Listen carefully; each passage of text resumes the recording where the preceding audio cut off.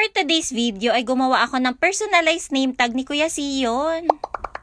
Gamit nga ang aking cellphone ay nag-search ako kay Maring Google ng Canva. Pagka-click nga ay mag-a-appear na tong home and then piliin natin yung tag. Napakadaming template na nga ang pwede mong pagpilian dito pero syempre gagawa ako ng aking personal choice. Sundan nyo lang yung araw ko dyan mga mare para hindi kayo malito. Una ko ang hinanap ay yung pang-design na blackboard. Type lang natin sa search button yung design na gusto natin mga mare and then mag-a-appear na lahat yan. So nung nakapili na nga ako ay clinic ko lang para mapunta dito sa aking template. Next ko naman na nilagay ay itong straight line. Gagawa lang ako na illusion na parang writing pad. Kinapi ko lang tong line para maging tatlo tapos pinalitan ko na rin ng color. Yung color nga na nilagay ko ay dalawang blue and then isang red sa gitna. So ayan nung natapos na ako at okay na ako dito sa line ay naglagay na ako ng text box. Dito sa unang text box ay inedit ko lang ng hi, my name is. Tapos syempre pinalitan ko yan ng font design na magugustuhan ko. Pinalitan ko rin pala ng size to mga mare yung mag-fit dito sa may template. Tapos kinapi ko lang tong text mga mare and then dito nga ilalagay yung name ni Baguette. So pinalitan ko lang ng font design at size para mag-fit dito sa may line. Tapos nag-add pa ako ng design. So yung una ko nga naisip ay itong notebook. Lahat ng gusto nyong pang design mga mare ay isi-search nyo lang dito sa search button. Tapos ayan nga kapag nakapili na kayo ay kiklik nyo lang para mapunta sa template. Paulit-ulit lang na ganun mga mare hanggang masatisfy kayo sa design ng inyong template. Madalas pala yung graphics yung kiniklik ko para makapili ng design. Tapos wag yung pro yung pipiliin natin mga mare dahil may bayad nga yan. Doon lang tayo sa simplihan at for free. Pero kapag may budget naman at gusto nyo ipang negosyo tong pag-i-edit ay pwede naman kayo mag-pro. Anyway, ayan nga, naglagay pa ako ng image ng estudyante. Tapos inedit ko rin tong image mga mare, so pinalitan ko yung color ng uniform. Bale, ginaya ko lang yung color ng uniform nila Kuya Sion and then pinalitan ko na rin yung color ng bag. Ayan, para mukhang kamukha na ni Kuya Sion. O, diba? Tapos nag-create pa ako ng girl version yun mga mare, so ganito lang din yung ginawa ko. Dinuplicate ko lang tong template, tapos nag-add naman ako ng school girl. Tapos syempre, didelete na natin yung image ng boy. Ayan nga, nung okay na, ay dinownload ko na rin dito sa aking cellphone. Sundan nyo lang yung araw ko dyan mga mare para makapag-download. So nung okay na nga tong ginawa kong name tag ay nilagay ko na rin sa MS Word. Prinin ko na rin yan mga mare at A4 size nga tong gamit kong bond paper. Bali sa isang papel nga ay dalawang name tag yung nilagay ko. Hahatiin ko kasi yan sa gitna tapos gugupitin para magkabilaan yung name tag. So ayan nga nung nagupit ko na ay nilagyan ko lang din yan ng double-sided tape. Itong double-sided tape nga lang din yung pinangdikit ko dyan mga mare tapos yung magkabila ang dulo lang yung nilagyan ko. Saktong-sakto nga at meron din kami laminating film dito sa bahay. At first time ko nga lang din na maglalaminate ng walang machine mga mare kaya tara samahan nyo ko. A4 nga yung size nitong laminating film kaya ginupit ko na lang na mag-fit dito sa may name tag. Ayan nung okay na nga inilabas ko na nga rin itong aking gagamitin para maglaminate. So kumuha lang ako ng flat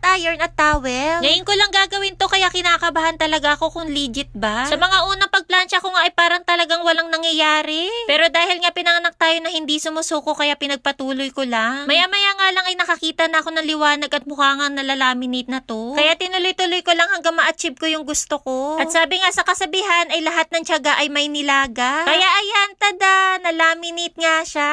Kaya sa buhay kapag may pangarap tayo ay wag tayo agad-agad sumuko. Sobra talaga yung tuwa ko kaya kumuha na ako nitong puncher. Chinek ko nga lang din kung saan yung gitna nito mga mare tapos binutasan ko na. Anyway, sana nagustuhan at natulungan kayo ng video ko today. Yun lang, ingat lagi.